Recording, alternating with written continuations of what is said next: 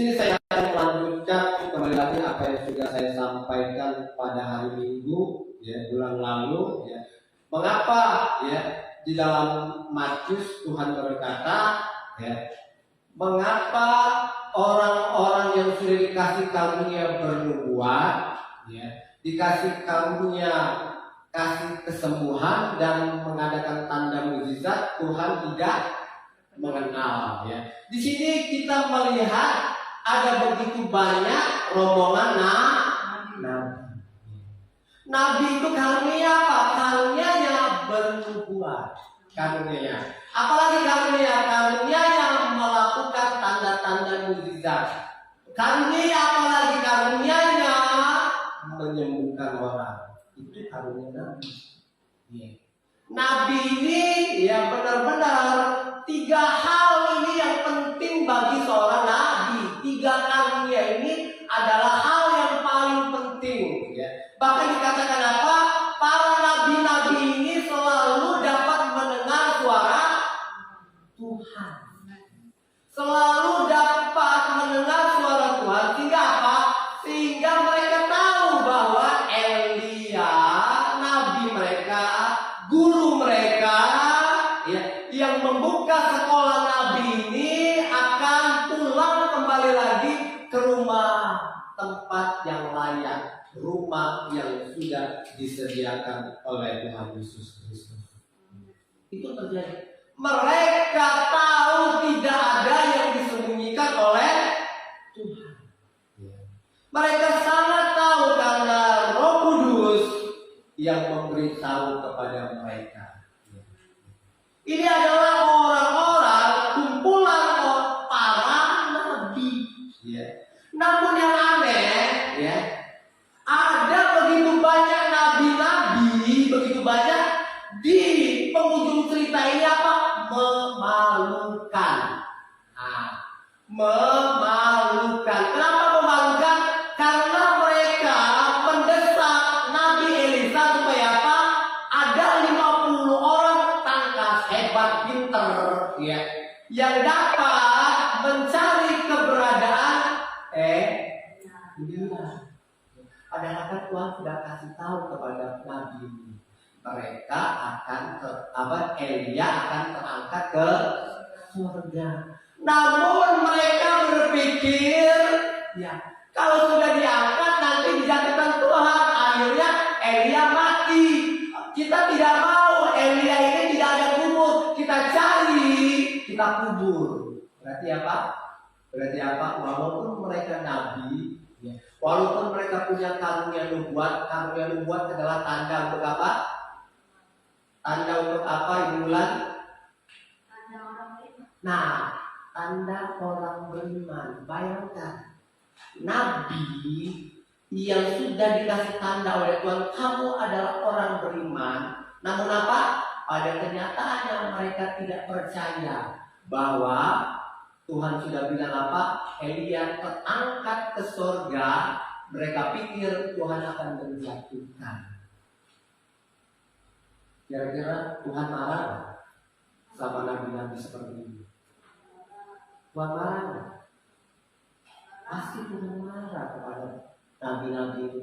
Kan sudah aku kasih tahu, kamu ini orang beriman. Tapi kenapa ketika aku kasih tahu bahwa Elia naik ke surga, kenapa kamu masih ragu kepadaku? Tuhan itu bersikap tegas. Jangan kamu bikin malu. Ya. Kemarin aku sudah bilang kamu orang beriman, tapi kenapa kenyataannya kamu ragu atas perkataanku? Jadilah seorang yang beriman di atas rata-rata. Jangan sekedar beriman, tapi jadilah orang yang beriman di atas rata-rata. Jangan puas kalau kita sudah dikatakan Tuhan kita orang beriman, tapi puaslah ketika apa? Ketika kita disebut oleh Tuhan, aku mengenal Engkau. Orang yang mengenal kepada Tuhan lebih dari orang beriman, di atas rata-rata orang beriman. Itu terjadi. Bayangkan orang yang beriman aja ya bisa meragukan perkataan Tuhan. Bahkan apa sangat memalukan. Dia ragu, dia ragu ya apa perkataan Tuhan ya. Sehingga mereka berpikir itu bukan tempat yang tepat bagi Elia. Kalau mau masuk surga harus mengalami apa? Mengalami kematian. Mereka pikir seperti itu. Tapi mereka, ya, saya tahu mereka pasti juga membaca yang namanya sejarah Henok juga diangkat hidup. Itu yang terjadi. Hati-hati, jangan puas ketika kita dikasih karunia. Jangan puas kita dikasih karunia, tapi puaslah ketika kita dikenal oleh Allah. Itu yang terjadi. Kita harus belajar, kita ini harus punya iman di atas rata-rata seperti siapa? Seperti muridnya Elia. Siapa itu? Elisa. Itu yang terjadi. Elisa. Saya akan membaca di dalam 2 Raja-Raja pasal 2 ayat 9 dikatakan begini.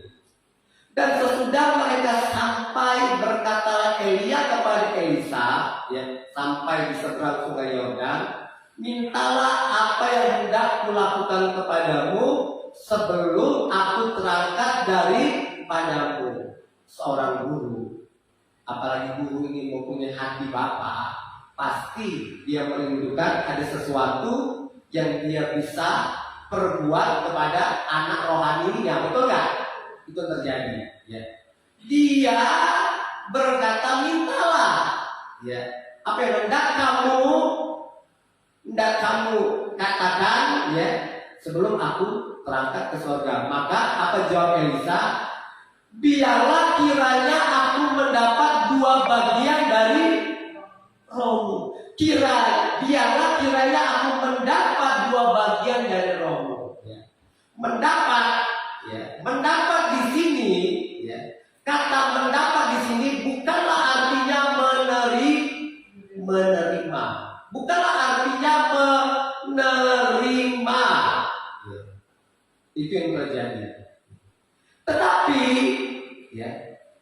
kalau menurut bahasa Ibraninya yang sudah diterjemahkan bahasa Inggris itu namanya inherit. Apa artinya? Apa artinya? Warisan.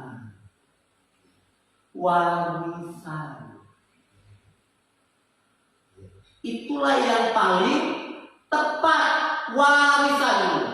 Kalau kita buka Alkitab kita, di HP, coba kita buka Alkitab kita di 2 Raja-Raja pasal 2 ayat 9.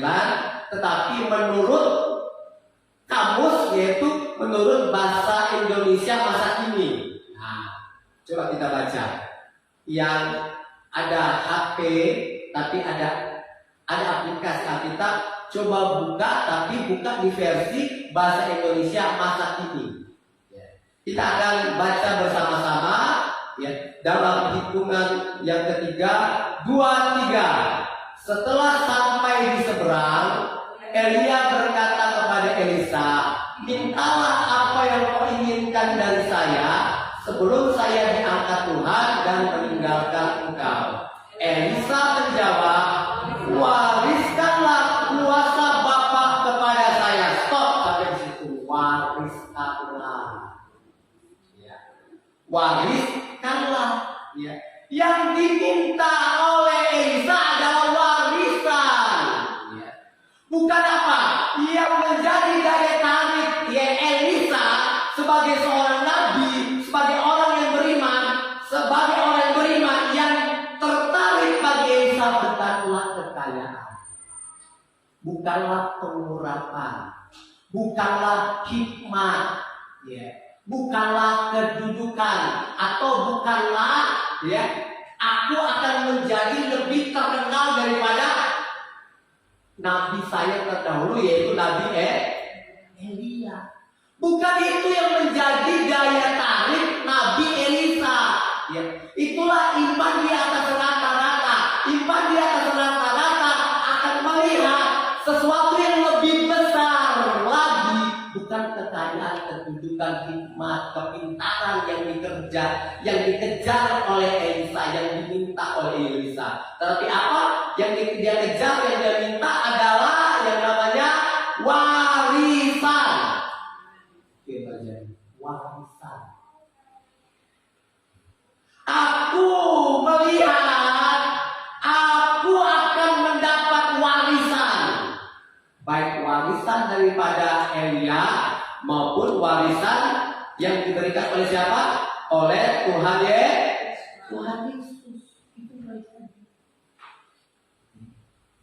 Itulah janji Bapa kita di surga, ya. Yang paling besar itu apa? Kita dapat warisan. Kita dapat warisan. Bukan dapat kekayaan, kepintaran, hikmat, karunia, kedudukan. Itu apa bagi Tuhan? Itu merupakan sesuatu tambahan, sesuatu yang kecil bagi Tuhan. Tetapi ada yang bernilai lebih tinggi lagi, yaitu warisan. Aku mau mewarisi. Itu yang dilihat oleh Nabi Elisa. Itulah pentingnya punya iman di atas rata-rata. Sedangkan nabi-nabi lain tidak sanggup melihat apa yang dilihat oleh Nabi Elisa. Tidak sanggup mereka. Mereka berpikir sudah puas aku dengar suara Tuhan. Setiap hari aku dengar suara Tuhan. Sudah puas aku dipuji Tuhan. Aku adalah orang yang beriman. Elisa berbeda dari nabi-nabi yang lain. Itu yang terjadi. Sekarang warisan apa yang membuat Nabi Elisa tertarik untuk dia dapatkan? Ya. Kalau kita baca di terjemahan baru, apa? Mendapat dua bagian roh. Rohnya siapa? Roh Elia.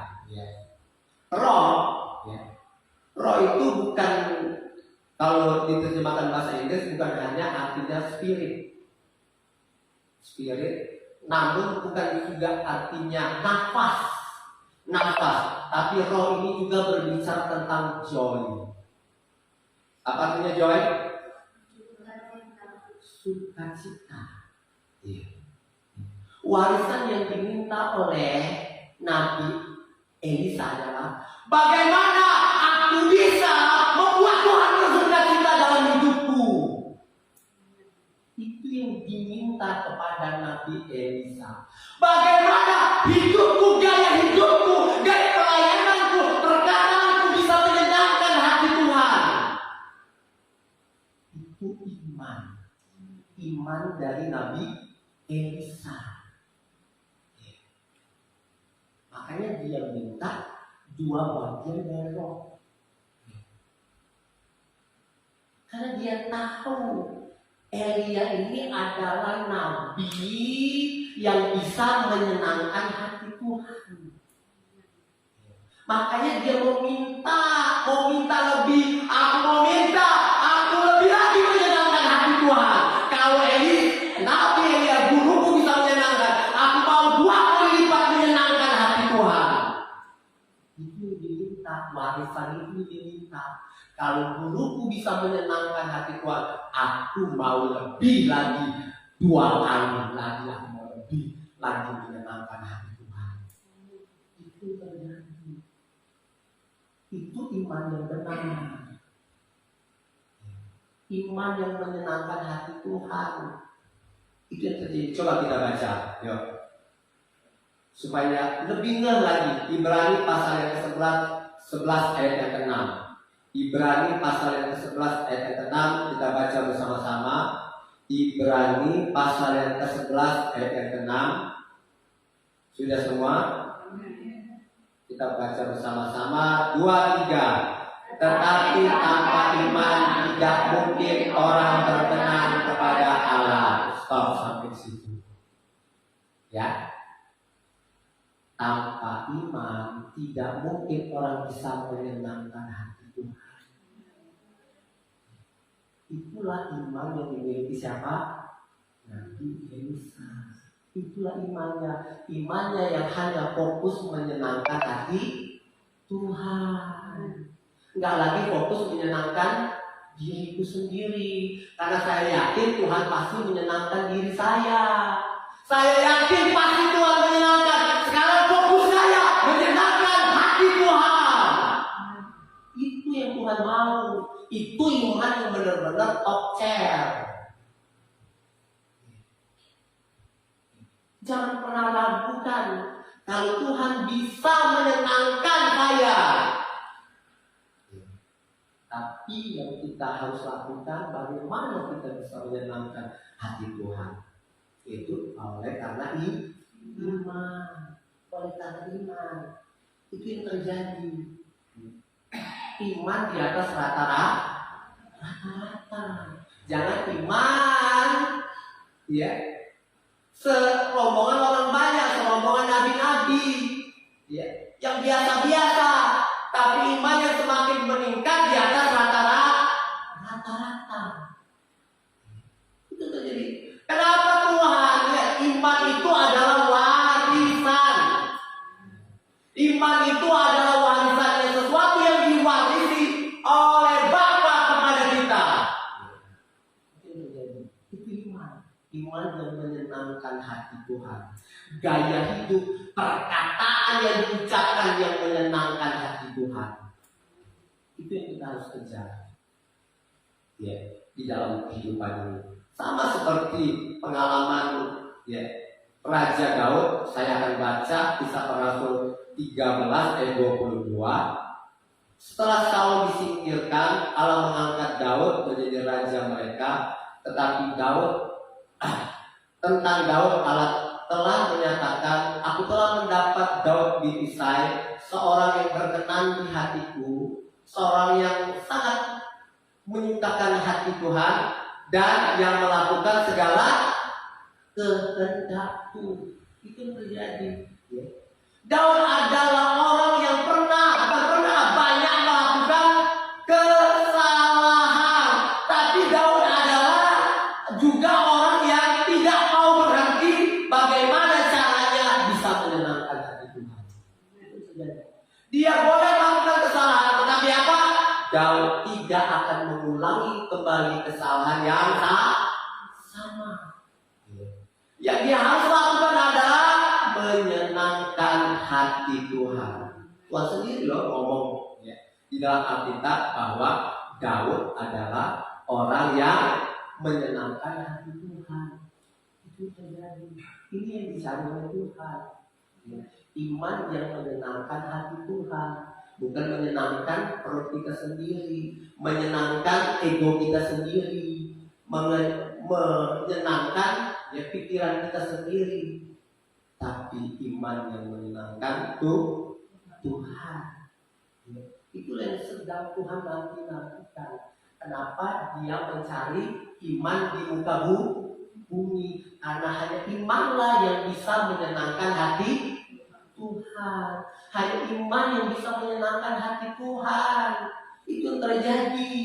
Bukan apa? Bukan karunia.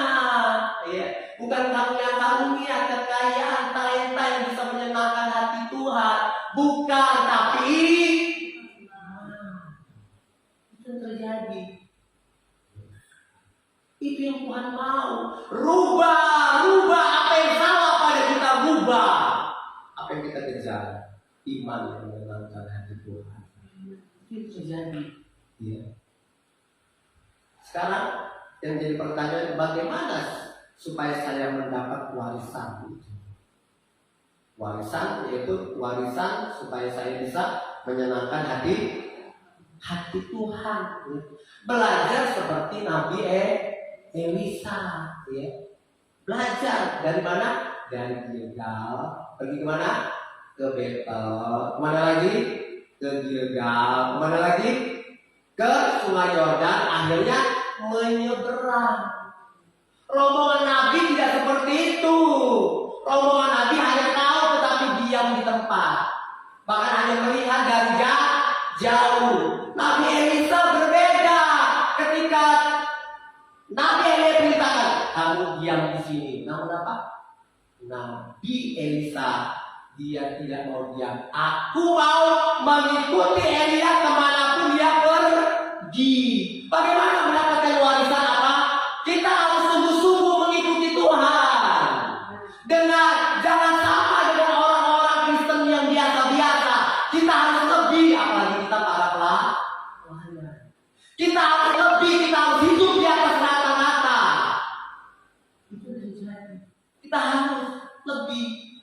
Ya. Contoh yang dia tidak sama dengan omongan Nabi. Aku lebih sungguh-sungguh dalam mengikuti Nabi Elia. Begitu juga dengan kita. Ya. Minggu kemarin kan sudah jelas sekali. Ya.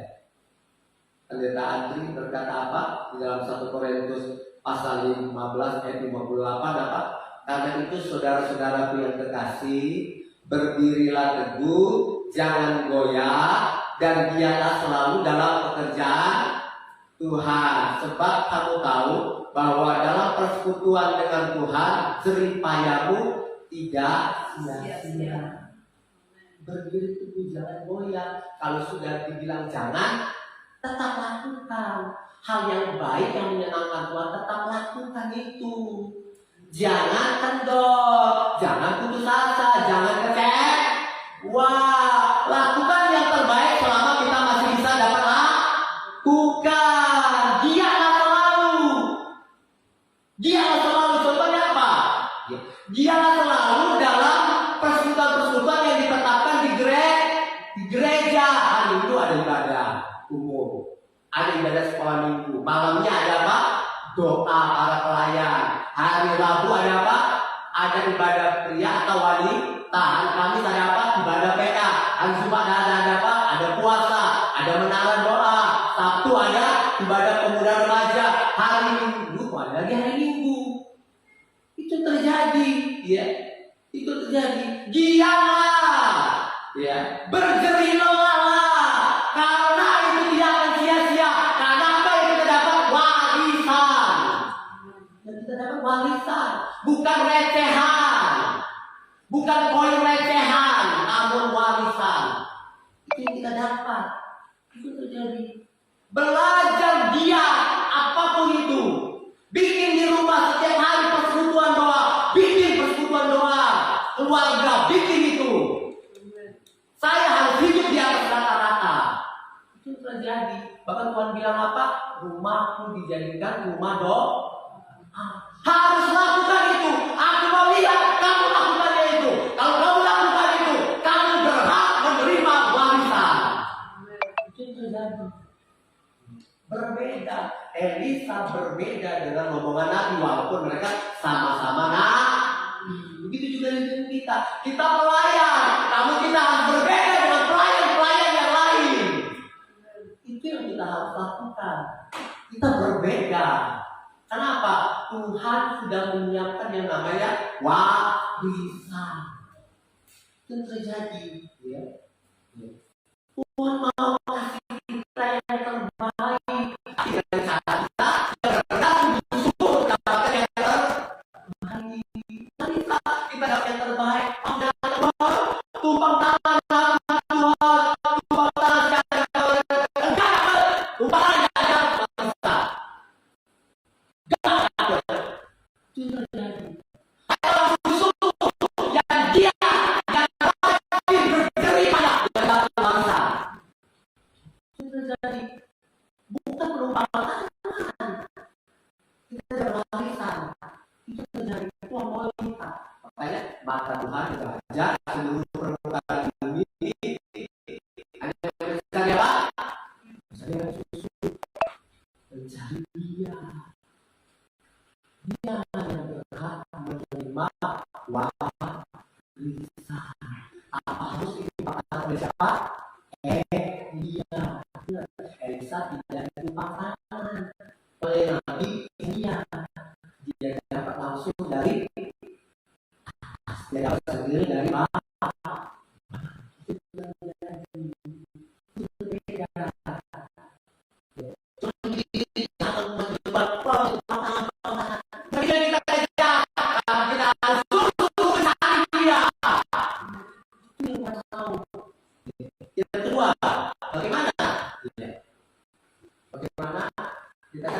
sebagai orang tua jasmani, bagaimana supaya anak-anak kita dapat warisan?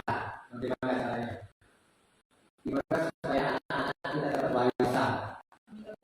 Gimana? Menikah dulu. Itu secara kalau dia tak menikah, masa nggak dapat warisan? Masih bisa dapat warisan sebelum dia meninggal. Tapi bukan hanya syaratnya dia meninggal dulu, tapi syaratnya apa? Orang itu harus dewa.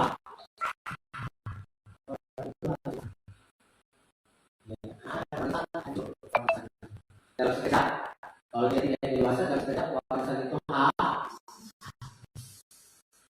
harus dewasa terlebih dahulu, baru dia sepenuhnya dapat warisan. Tuhan menginginkan apa? Kita yang jadi orang yang dewasa. Apa tandanya kita orang dewasa? Apa tandanya? Adalah tidak lagi mementingkan kepentingan pribadi atau tidak lagi mementingkan kepentingan pribadi atau keluarga, tetapi memprioritaskan adalah kepentingan Tuhan, kerjaan Tuhan, kehendak Tuhan yang menjadi utama. Makanya saya berada dan kebenaran itu diutamakan. Itu diutamakan. Kepentingan Tuhan, kesukaan Tuhan, apa yang Tuhan mau, yang menyenangkan hati Tuhan, itulah yang aku cari di hikmat ada orang dewasa. Tanda orang dewasa. Itu Tuhan. Ya. Karena hanya orang-orang dua hal inilah yang pantas mendapat warisan. Yang pantas mendapat warisan. Yang pantas apa? Yang pantas ya. Aku kenal orang ini. Salah satunya apa? Kita baca Yakobus pasal 2 ayat 23. Yakobus pasal 2 ayat 23. Saya akan membaca. Dengan jalan demikian dengan lantas saya mengatakan, lalu percaya Abraham kepada Allah, maka Allah memperhitungkan hal itu kepadanya sebagai kebenaran. Karena itu Abraham disebut sah.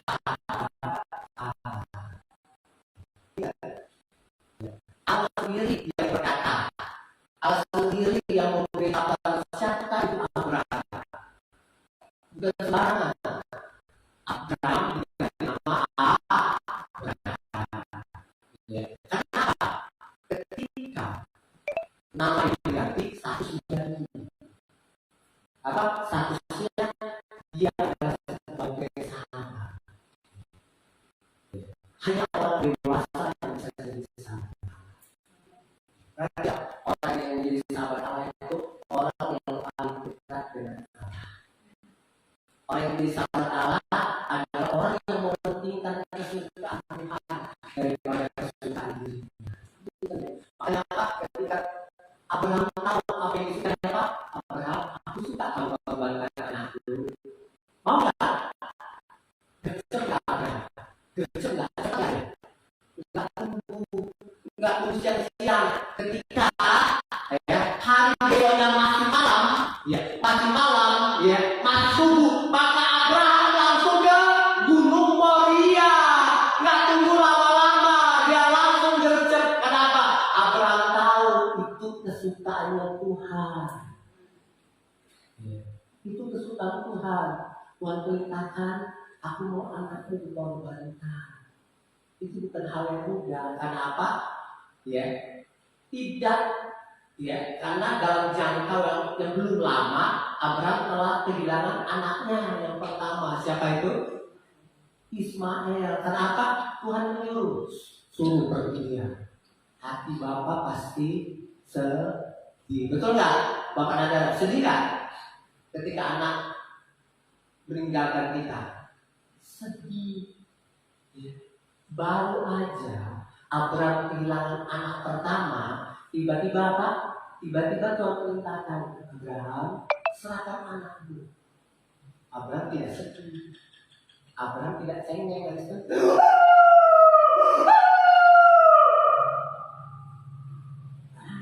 Dia tahu inilah yang menyenangkan hati Tuhan. Aku mau belajar. Tuhan senang. Aku gak mau aku nangis. Aku mau buat Tuhan senang. Aku mau aku nangis.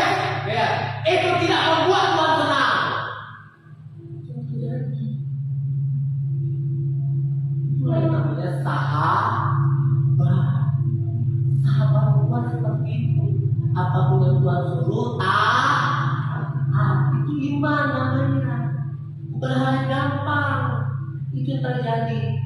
Ya, makanya kita harus berjuang keras, berjerih lelah, giat.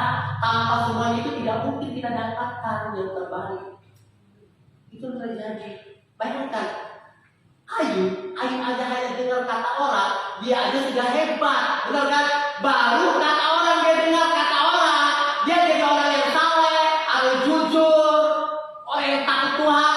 Baru dengar kata orang, belum dapat pengalaman pribadi. Ya, makanya Tuhan suka Ayub mendapat pengalaman pribadi, dapat hidosku. Itu yang terjadi. Kebanyakan kita apa? Kebanyakan kita mencari nama. Saya yang percaya seorang nabi punya karunia nubuat, punya karunia kesembuhan, mengadakan tanda-tanda. Orang ini terkenal kan ya? Orang ini pasti terkenal kan? Pasti terkenal. Ya, namanya baik gak? Yo, namanya baik gak? Pasti namanya baik. Belum tentu nama baik yang dipandang orang lain, yang dikatakan orang lain sering puji-puji, wah itu hamba Tuhan yang hebat, itu hamba Tuhan yang sukses, ya. Dia pasti masuk surga. Belum tentu orang puji-puji kita atas pelayanan yang kita lakukan, belum tentu. Ya, orang sangat memuji kita terkenal di mata orang, belum tentu kita terkenal di mata Tuhan. Itu hati-hati. Pujian orang lain, enggak, pujian orang lain bisa menjatuhkan kita. Hati-hati. Lebih baik kita dipuji oleh Tuhan. Kalau kita dipuji Tuhan, nah itu baru bagus. Kita cari pujian dari Tuhan. Apa kata Tuhan? Engkau adalah sahabat. Engkau temankan hatiku. Engkau tebusku dengan aku. Itu tidak akan pernah hancur. Kita tidak akan pernah berpaling. Cinta kita kepada Tuhan. Kita tidak akan bisa jauh lagi dari Tuhan. Ketika Tuhan sebut itu kepada kita. Puji Tuhan. Demikianlah kebenaran firman Tuhan pada malam ini. Mari kita sama-sama siapkan.